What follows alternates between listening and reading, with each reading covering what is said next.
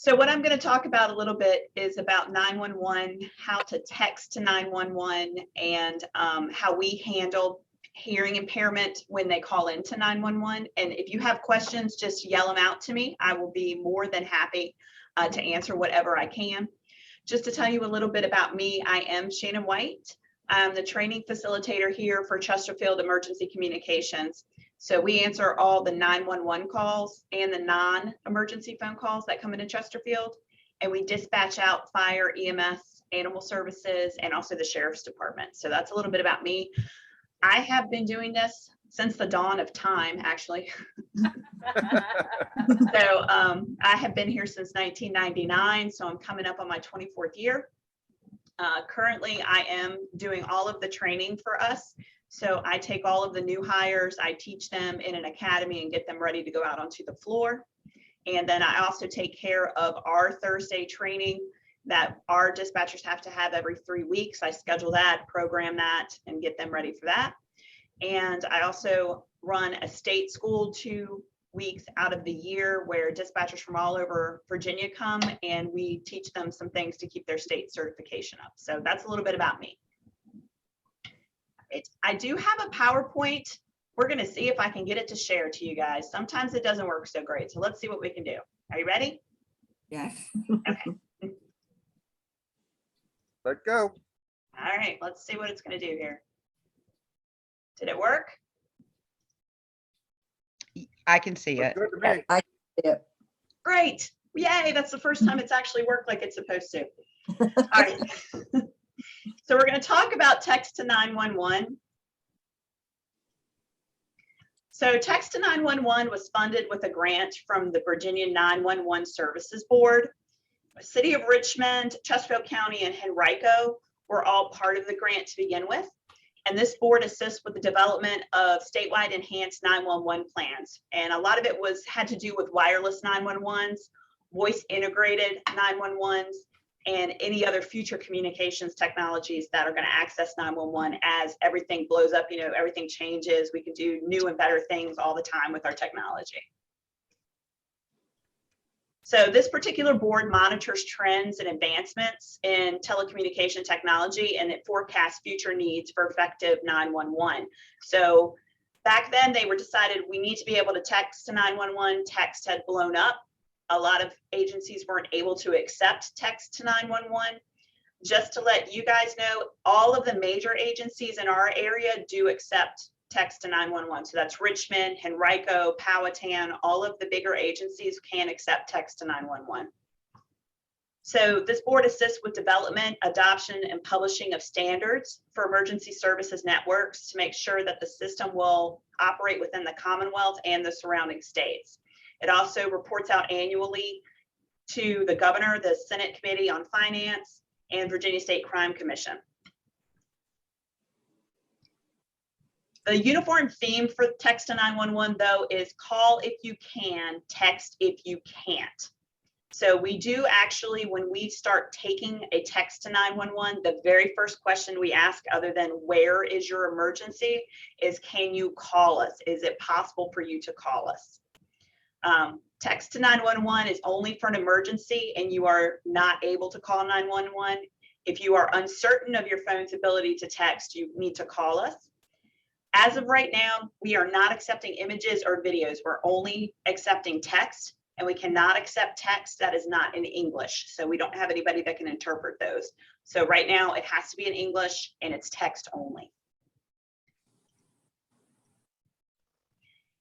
Since this, like I said, Colonial Heights, Richmond, us, Hanover, Henrico, Powhatan, and Amelia all do accept text to 911.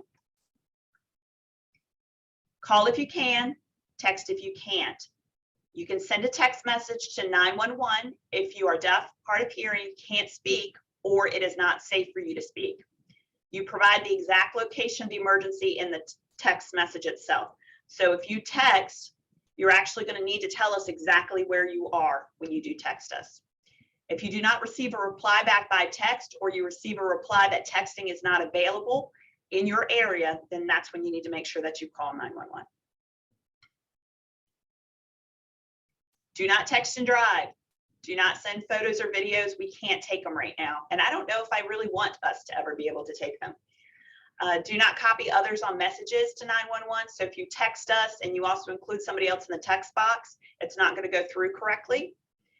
It cannot accept more than one person at a time. So if you're going to text 911, it strictly has to be to 911. Does anybody have any questions yet? Okay. All right. I do. Yes. Shannon, hi, this is Eric. Eric. Just about the slides. Are you? I don't know if everybody's seeing the same thing. Maybe it's me, but I don't think the slides are going one after another. It They just aren't shows moving forward. They Is are everybody moving hearing forward. the same thing? Yeah, Okay. we just see text to 911 screen and that's it. Yes. All right. Yeah. Let's. If you Can I ask a quick question before you get too far into this? yes. We have people from Virginia Beach and Fredericksburg on the line. Do you know if those areas also accept text? Yes, Virginia Beach definitely does, and Fredericksburg is a larger agency, so they are going to be able to do that. Okay, thank you. Question. Yeah. I have a question about, Yes. this has happened several times when I'm in the car and my my cell phone I put down in the cup holder and it accidentally, I guess, hits the 911 and all of a Happens sudden all I the hear time. this voice. I know, and I hear this voice asking what my emergency is. I'm like, I got no emergency. And one time I was in on my way to anyway, it was, they asked me where I was and I was like, I don't know where I am. I'm following my husband and my father-in-law. And I was on a street. I had no idea. And I was like, okay, now I felt like I'm in a hostage position or whatever. I don't want that to happen, but. If you tell us you don't know, and it's actually a landline or a wireless phone instead of the text, I can map your cell phone. So Okay. all of the cell phones, you can go ahead and map. Yes, Ms. Hill. I believe you said this was in Virginia Beach. Is this also available in Norfolk? I am not 100% sure about Norfolk, but I am 95% sure that you can probably text to 911 to Norfolk. I would recommend perhaps calling your non-emergency line for your Norfolk dispatch center and just verifying with them, and they can tell you whether they do. I'm pretty sure they probably do. They're a larger agency. Okay, and then one more other city. But actually, as you know, Hampton Roads consists of 7 cities, if I'm not mistaken. What about Portsmouth and Chesterfield? Again, since I'm down here in Chesterfield and we're not touching them at all, so I'm not real sure about them. Again, I would recommend you call your non-emergency line and double check that. But with the larger agencies, this has been in the works for a couple of years. So I think you are probably going to be okay with the text to 911 in those areas. But to be 100% sure, I would call the non-emergency number and just double check. There's something that you can search in Google, text to 911 Virginia, and they'll give you a map. The map isn't totally up to date because it shows Fredericksburg not having it, but it's very, very prevalent all over Virginia. Yes, it's been, like I said, when text messaging blew up, it just made it easier for people to be able to text to 911. Now, in our agency, we don't get them very often. And a lot of times they're younger people, children are texting. When we first went live with the program, we had kids that texted just to make sure it would work. That was all. They didn't have an emergency. They just wanted to make sure that it worked. All right, did that help? Are you guys okay without seeing the slides? They're not very exciting. They just have a bunch of text on them, but I can try to see if I can get it to save or I can just talk. It's up to you. Well, it progressed forward to TriTech Inform 911, how it works. That's what we're seeing now. Okay. Oh, it did? Oh, good. Okay. Let's see. All right. Or Shannon, what could help? And I'll just, this is just because I do the slide. If you press slideshow on there, it'll go from the beginning. It'll say, yep, press slideshow from beginning. And then you just have to hit your arrow keys and then it'll go to the next one. Can you see them now? Oh, okay. Still not working? Back to the first one. It went back to the first one? Yeah. So then press your arrow key and it should go to the next one. Yeah, it is. It is not Okay, keep going. Next, go to the next one. Are you still, are you in the TriTech one now? Can No, you say No, again it's a what I few- have to push? What do you have to push? The arrow? What arrow for? Where? Oh, I have Oh. share screen. Let's see. All right, but can you see TriTech now on your screen? Yes. oh, yeah. Okay. How about we just do it this way and then we'll, I'll just scooch down because I want you guys to be able to see it. All right, so the text control receives the 911 text from the caller. So it actually goes to a text control center. And then the text control center determines the routing to the applicable 911 center. So PSAP is how we identify a 911 center, okay? So that creates a call connection with that particular 911 center and it forwards it on to the appropriate place. It comes in as what we call a SIMS message. So it's SMS is what it comes into us. And that now will be forwarded to the original caller. All right, so a message, so it looks like a regular text message when it comes in. It just comes into our phones. And I believe I have a slide a little bit later on that'll show you what it looks like to us. So additional text from the caller is then forwarded to the PSAP center. All right, are the slides moving or are we still stuck on the same one? They're moving, okay. All right, so the session remains open until we terminate it. So once the session is terminated, any additional text from the caller is actually going to create a new session. Per Chesterfield policy, we leave it open for a little bit. If you don't tell us that you're done, we leave it open for a couple of minutes just to make sure that nobody else has anything to say before we actually close it out. We cannot initiate a 911 text session, however. So if you text us, I can't, and you hang up and disconnect, I can't text that number back. I actually have to call that number back. We handle So them. if they're in a dangerous situation Mhm. and you're calling that person back, isn't that going to make it even more of a dangerous situation if say somebody's broken into your house and you're trying to hide from the person? It's going to make it even worse.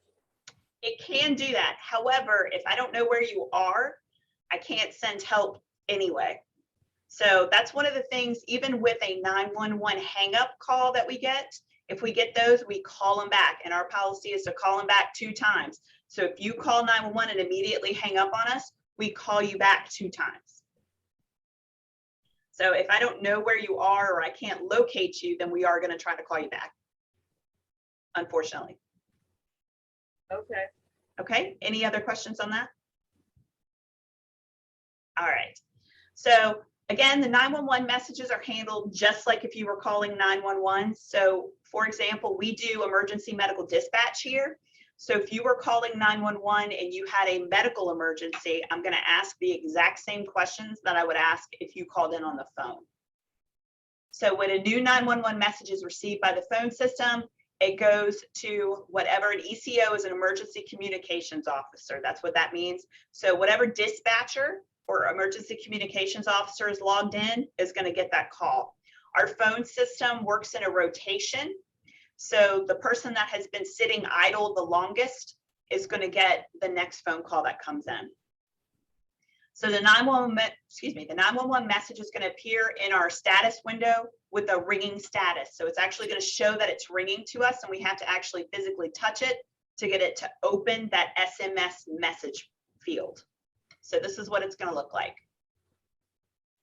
All right, can you guys see that? So it's got a little yellow ringing down here. That is, and you see it says E911 SMS beside it. That's how I know that it is a text message that is ringing into our system. It's always going to show that SMS. Once it's connected, it changes to a different color. It's going to show me the telephone number that it is originated from and when and the time that it came in. And it's just, you can't see the number completely because it's actually made smaller, but you can see the date and the time that it came in. And then it tells me the time elapsed for how long it has been open for that particular time. Okay. That is actually a screenshot of our phone system. That's what our phone system looks like on our computer screen. I have a question. question. Yes.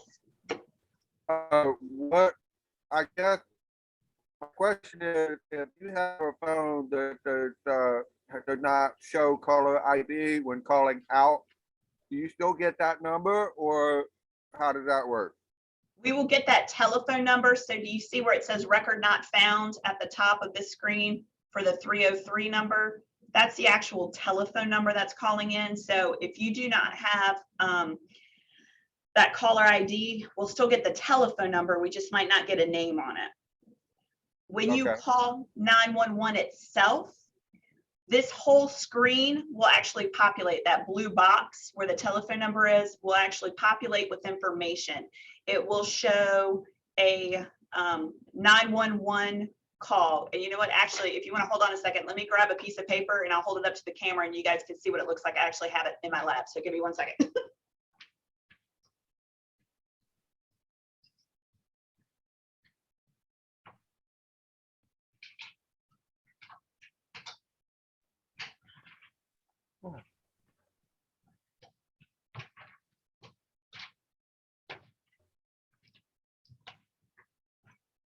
I don't know if this helps, but this is what a 911 looks like when it rings into our phone system. So see how it's got a bunch of information on it? So what that does is it tells us the telephone number and the tower location and all of that. These do not give us that information, which is why it's important that if you text to 911, you have to tell us where you are because we don't get it off of that original phone call. Okay, did that help? Oh, you don't get it yet, but I think that's coming. Yeah, I think it's coming too. We just don't have it yet. All right, so when we answer them, now that yellow line that showed that it was ringing is going to turn green, and that green tells us that we're connected. So the message taker message will work at like a normal call. It'll pop up in the window, and then we will start typing, okay? We can actually see the bubbles like a regular text message, so you know that someone is texting, so you can wait and see if it's going to pop up. All right. Our phone system is all computerized, but we still have an old style headset that is off to the side that we can use it if we need it. That is an actual picture of our headset, and that is a text to 911 call. So that's what shows on the headset itself. All that other stuff that I've been showing you actually shows on the computer screen, okay? So it gives basic call information, and it'll show that we are connected to a text to 911 call, and it's going to give us the phone number that's calling us. So remember, I was talking about that SMS window that was coming up. So there's your SMS window. That's what it looks like for us. And the first message, please send help, and they give us a location. So the white area that you are seeing there will give us the date and the time and any replies. The yellow area is where we type. Okay, so the yellow is us. The white area is whoever is texting us.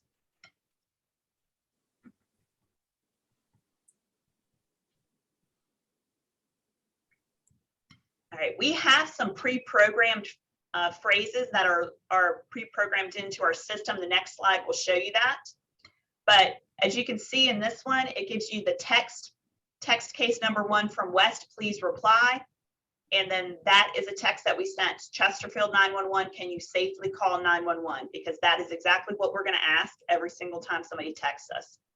So we have a send button that's located at the bottom of that SMS screen, and then we have a drop button where we can actually drop that message if we need to.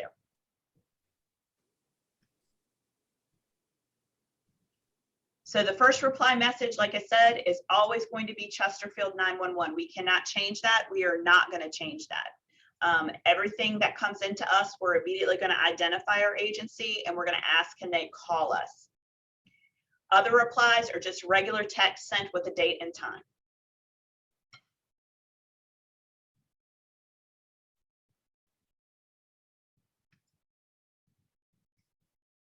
Again, if we want to use our pre-programmed phrases, we're just going to check that box at the bottom. And these are all of our phrases. So where's your emergency? Is it safe for you to call 911? Do you need police, fire, or rescue? What is the nature of your problem? Is the patient conscious, awake, and aware of their surroundings? Is everyone out? These are all pre-programmed for me to send them, so I don't have to type them out. I just double click the box and it'll automatically put it up into your white SIMS area and send it to you. Now, this is very similar to our TDD function on our phone. Our TDD function on our phone does the exact same thing. So if we get a TDD call in, we aren't going to ask, can you call 911? We're just going to ask, where's your emergency? But the rest of those pre-programs are going to be the same. So we can double click.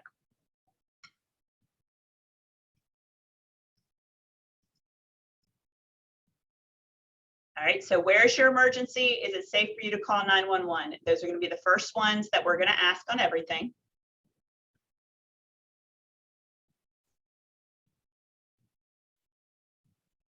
And then if we do happen to get a text, most of the time we're going to get a text in Spanish. And I have actually had an individual text me in Spanish and then he hung up, but he gave me all the information, but I couldn't read it. So I had to get Google Translator out to translate the text message off the phone so I could send what I needed to send. So what we do is we try before they disconnect to send that bottom message to let them know that we aren't able to accept text messages in Spanish. Are we still good? Any questions? Okay. All right. And then you call back to, if we call back and ask for help or whatever, do we get the same operator or do we get somebody else? If you've hung up and called back, there's a chance you'll get a different operator, but we're all in the same room. So if you've talked to somebody for a while and you have a rapport with that person, if you know who you're talking to, you can just call back and ask to speak to them again. Or if I know that I recognized your numbers calling back in and I know what you're calling about, I might just tell them, hold on, tell them I'll take them. And we'll put you on hold so I can pick you back up so you don't have to explain everything over again. Did that help? All right. So there's your drop function. After the message has been open for about 15 minutes and it has not had any activity, it'll actually drop on its own. So inactivity is defined as no incoming or outgoing messages during 15 minutes. So it'll sit there. We'll watch it. If nothing's going on, it'll drop on its own in 15 minutes, or if we need to drop it, we can drop it.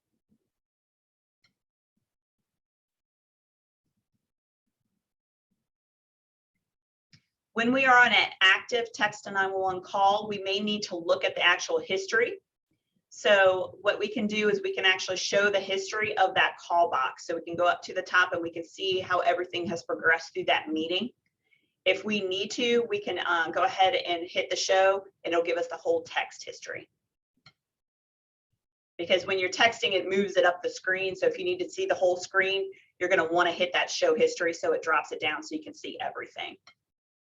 Just like a regular text message.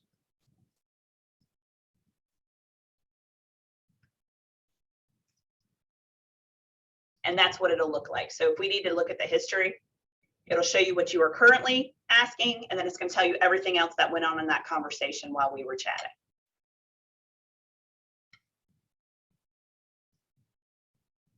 All right, so a little bit of history about us in Chesterfield. I know you guys are from all over the place, but Chesterfield ECC started requesting SIMS 911 message services from the 4 major carriers. At the time, it was AT&T, Verizon Wireless, and Sprint, and T-Mobile, and that was in 2018.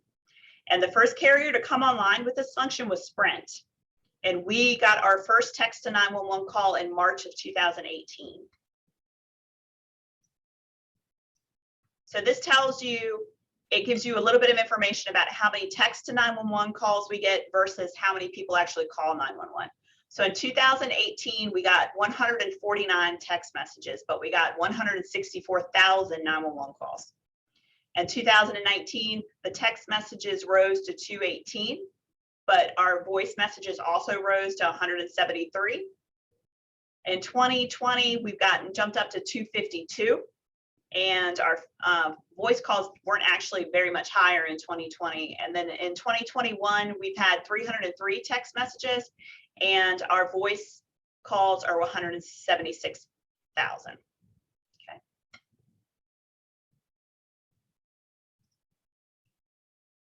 So again, text.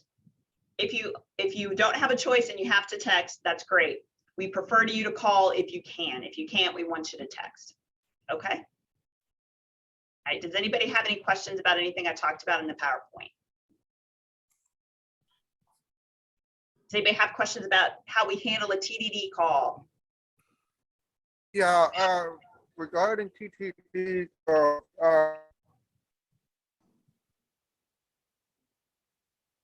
Kevin, your audio is going out. Can you type it in the chat? okay, I'll do it in the chat. Yeah, I'm sorry. I just had a question.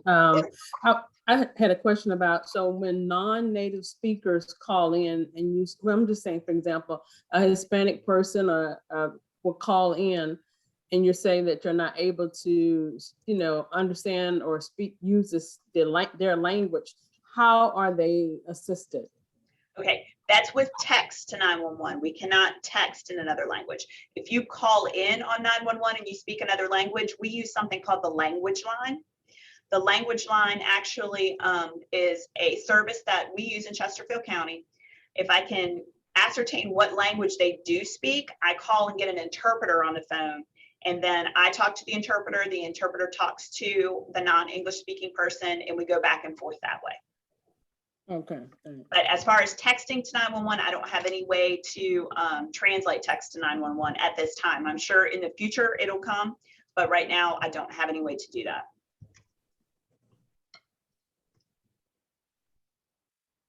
To make your job a little easier, if we call or text 911, what information should we give you as soon as we're connected?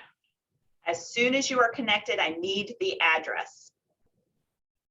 So that is the biggest thing. I need the address and I need to know what is your emergency. Because if worse comes to worse, I can send a whole bunch of people to your address and we can figure out what your emergency is later, but I need to know where to send them to start with, to at least get them started. Okay, Kevin, our TDD calls mostly landline. I do not know the answer to that, to be honest with you. I don't know. I've never noticed whether they've been landline or not, to be honest with you. We do not get a lot of them.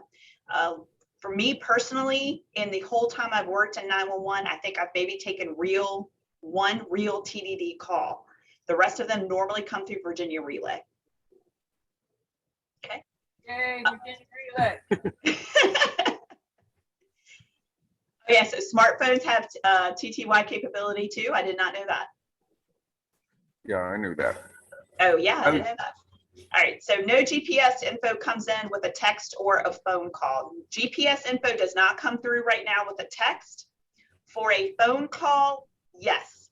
So all phones, especially wireless phones, if they call 911, they have to be able to be mapped, okay? So what happens is even the ones that are old and do not have cell service on them anymore, they will be able to call 911 and we will normally be able to map them. Our mapping capabilities are great. We can normally get right on top of where you are. If I cannot, for some reason, it'll give me what we call a confidence level, and it'll give me a percentage on how accurate they think that location is. So that at least gives my officer a way to figure out exactly where you are.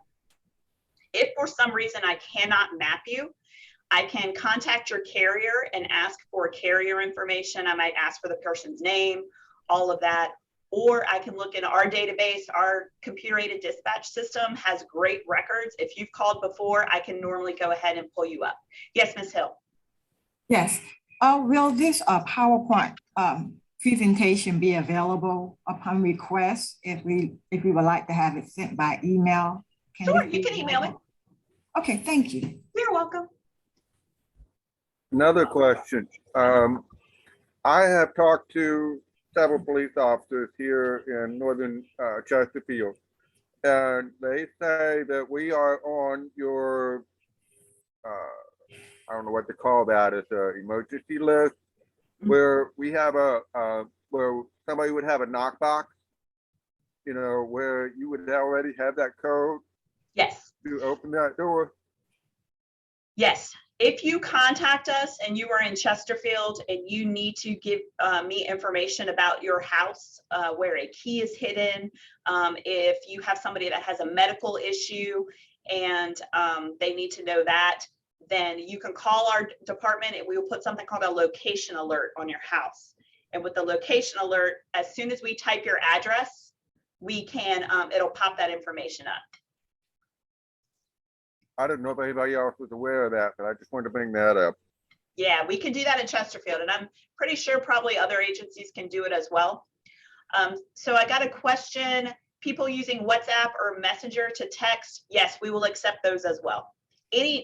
To text 911, all you simply have to do is open whatever app you use for texting and type 911. Just like you would be if you were typing a regular telephone number to somebody.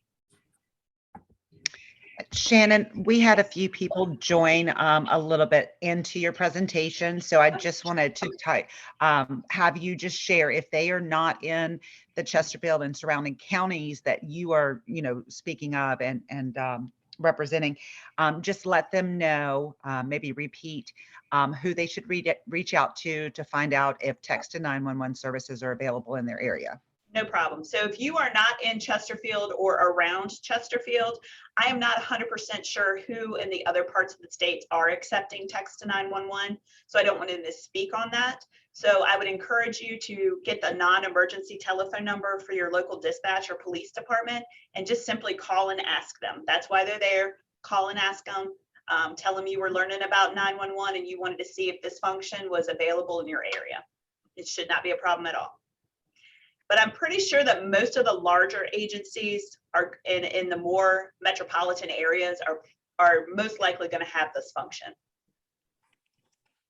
And like Kevin said, I believe in a couple of years, you will be able to see a lot of people doing that and having all of that information. There we go. Is that better?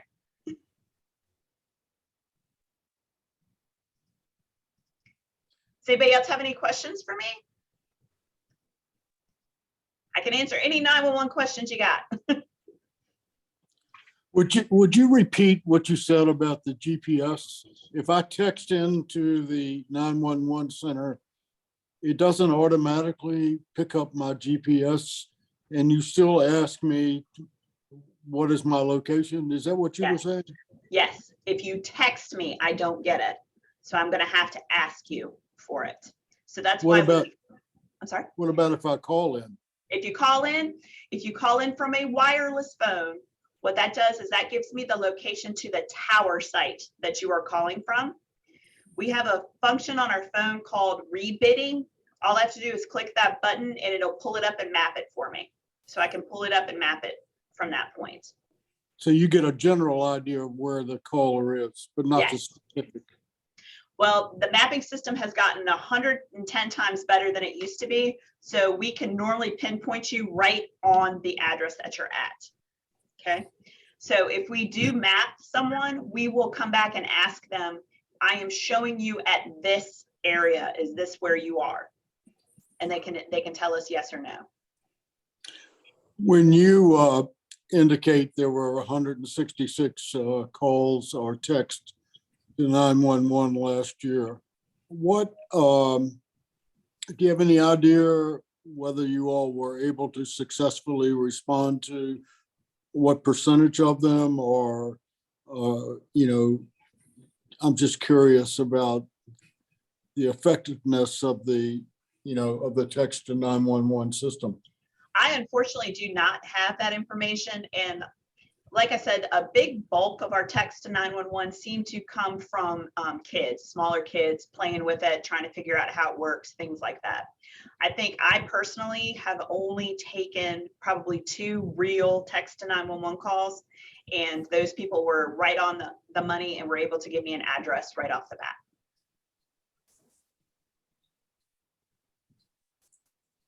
Yes, Ms. Hill. All right, while you was talking, I went online and I'm happy to say that Norfolk does provide the service as a year ago. And it says, call if you can, text if you can't.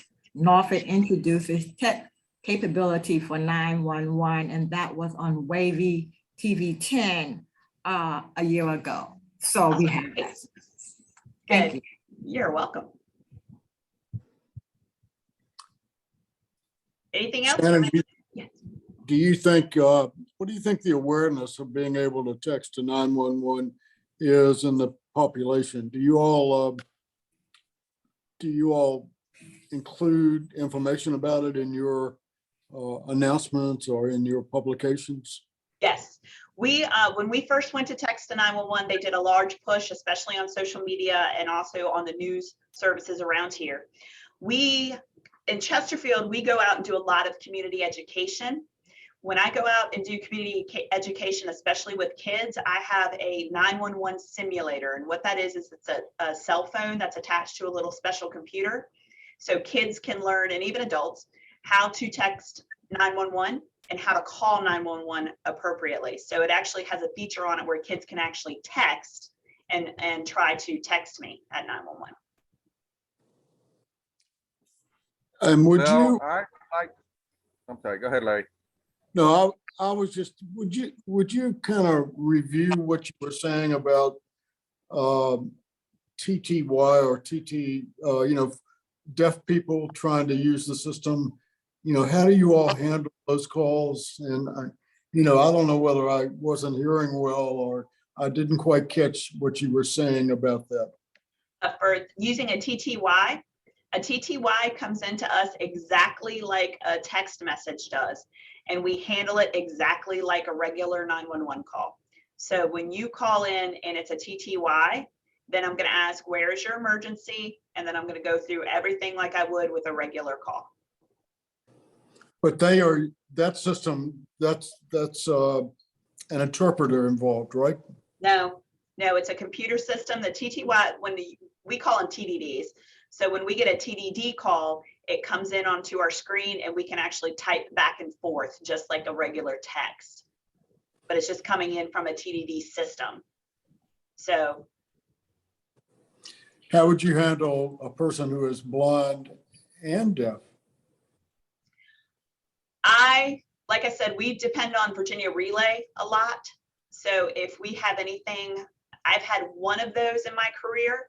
And that again went through Virginia Relay, and Virginia Relay called me and they talked me through everything that I needed to know. So I'm not 100% sure how they handled on their end. I would assume that they'll probably have a screen that they can see that person on and they're reading their signs to me. And then I'm giving my answers and they're signing back, or however they're communicating with that person. Okay. But we do use a lot of third party. Yes, Ms. Richter? Unmute. Okay. For your experiences working with those two text calls that you got, did you have to work with someone who was not able to call 911 after they were asked that question? Yes, they were not able to call 911. So we had to go through the whole system. It was a domestic situation and it was a younger person and they could not call 911. They were actually hiding in a closet. So they could not actually speak to me. So did you have to like type in your questions? Yes, I just type them in just like a regular and they would type back to me. Oh, okay. Okay, thank you. You're welcome.